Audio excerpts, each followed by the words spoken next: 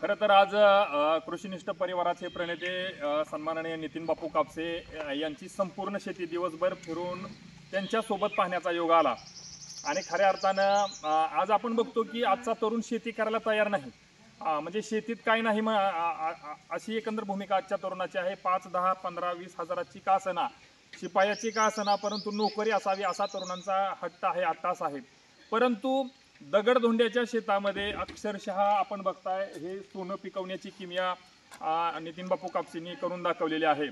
आणि आजचा जो तरुण शेतीबद्दल वैफल्यग्रस्त आहे, शेतीबद्दल उदासीन आहे, त्या तरुणानं एकदा या कापसेवाडीच्या माळरानावर यावं आणि या दगडधोंड्याच्या शेतीमध्ये अक्षरशः कसं सोनं पिकू शकतं हे नितीन बापूकडून त्याबद्दल मार्गदर्शन घ्यावं. आणि नितीन बापूचं व्यक्तिमत्व असं आहे की ते भले लांबच्या लोकांना एवढ्या उंचीवरलं व्यक्तिमत्व वाटत असलं तरी त्यांचे पाय जमिनीवर आहेत.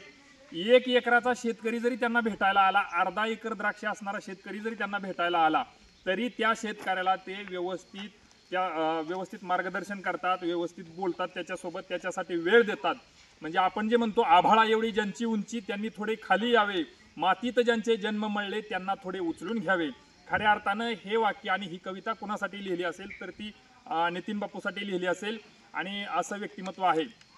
मित्रांनो, आपण म्हणतो की आपला देश हा कृषीप्रधान देश आहे, परंतु या कृषीप्रधान देशातली व्यवस्था कधीच कृषीला पोषक राहिलेली नाही, हे आपलं दुर्दैव आहे.